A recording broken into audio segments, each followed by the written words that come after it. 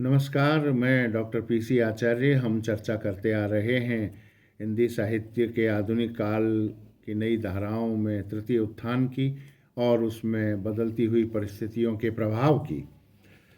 कवि जगत और जीवन के विस्तृत क्षेत्र के बीच नई कविता का संचार चाहने लगे थे। परिस्थितियों ने कुछ ऐसा ही वातावरण उत्पन्न कर दिया था। प्रकृति के साधारण असाधारण सब रूपों पर प्रेम दृष्टि डालकर उसके रहस्य भरे सच्चे संकेतों को परख कर भाषा को अधिक चित्रमय, सजीव और मार्मिक रूप देकर कविता का एक अकृत्रिम स्वच्छंद मार्ग निकल पड़ा था।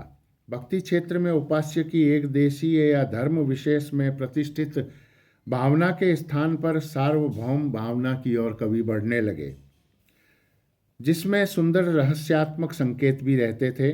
अतः हिंदी कविता की नई धारा का प्रवर्तक इन्हीं को विशेषतः श्री मैथिली शरण गुप्त और मुकुटधर पांडेय को समझना चाहिए।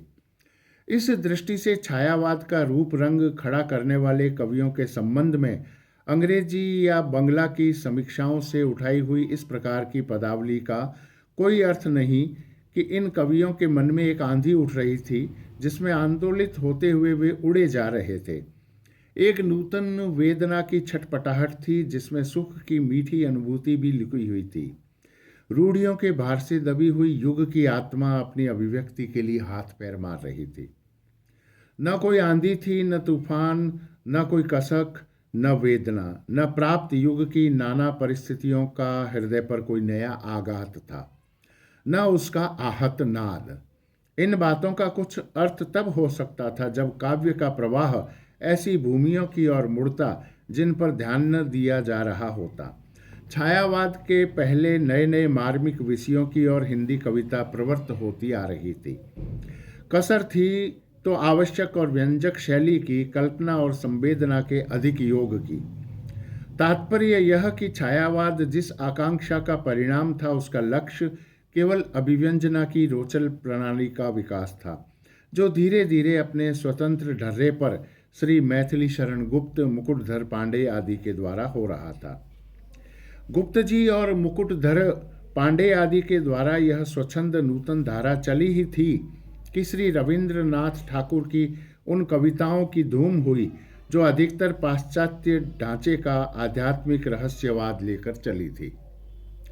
पुराने ईसाई संतों के छायाभास तथा यूरोपीय काव्य क्षेत्र में प्रवर्तित आध्यात्मिक प्रतीकवाद के अनुकरण पर रची जाने के कारण बंगाल में ऐसी कविताएं छायावाद कही जाने लगी थी। यह वाद क्या प्रकट हुआ, एक बने बनाए रास्ते का दरवाजा सा खुल पड़ा और हिंदी के कुछ नए कवि उधर एक बारगी झुक पड़े। यह अपना क्रमशः बनाया हुआ रास्ता नहीं था, इसका दूसरे साहित्य क्षेत्र में प्रकट होना, कई कवियों का इस पर एक साथ चल पड़ना और कुछ दिन तक इसके भीतर अंग्रेजी और बंगला की पदावली का जगह जगह ज्यों का त्यों अनुवाद रखा जाना, ये बातें मार्ग की स्वतंत्र उद्भावना नहीं सूचित करती। छायावाद नाम चल पड़ने का परिणाम ये हुआ कि बहुत से कवि रहस्यात्मकता, अभिव्यंजना के लाक्षणिक वैचित्र्य, वस्तु विन्यास की विशृंखलता, चित्रमयी भाषा और मधुमयी कल्पना को ही साध्य मानकर चले। शैली की इन विशेषताओं की दूरारूढ़ साधना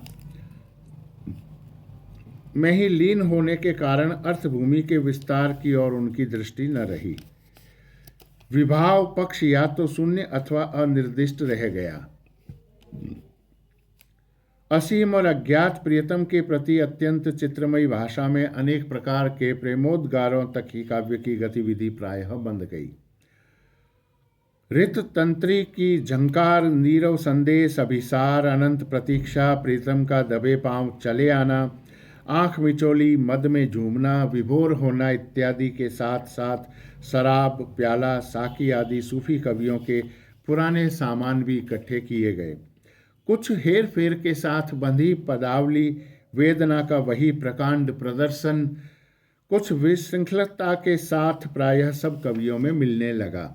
अज्ञेय और अव्यक्त को अज्ञेय और अव्यक्त ही रखकर काम वासना के शब्दों में प्रेम व्यंजना भारतीय काव्य धारा में कभी नहीं चली। यह स्पष्ट बात हमारे यहाँ भी था, वह भी था कि प्रवृत्ति वालों को अच्छी नहीं लगती।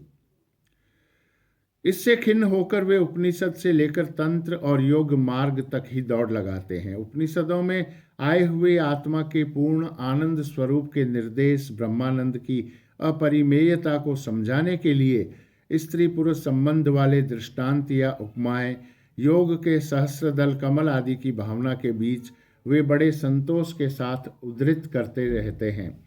यह सब करने के पहले उन्हें समझना चाहिए था कि जो बात ऊपर कही गई है उसका क्या तात्पर्य है। योग रहस्य मार्ग है, तंत्र रहस्य मार्ग है, रसायन भी रहस्य मार्ग है, पर यह सब साधनात्मक हैं, प्रकृति भाव भूमि या काव्य भूमि के भीतर चले हुए मार्ग नहीं। भारतीय परंपरा का कोई कवि मणिपुर, अनाहत आदि चक्रों को लेकर तरह तरह के रंग महल बनाने में प्रवृत्त नहीं हुआ। छायावाद की कविता किस तरह से आगे बढ़ी, इसकी चर्चा हम अगले व्याख्यान में करेंगे। तब तक के लिए आप सबको बहुत बहुत शुभकामनाएं। खूब स्वस्थ रहें, सजग रहें, सतर्क रहें, अपना ध्यान रखें। जय हिंद, धन्यवाद।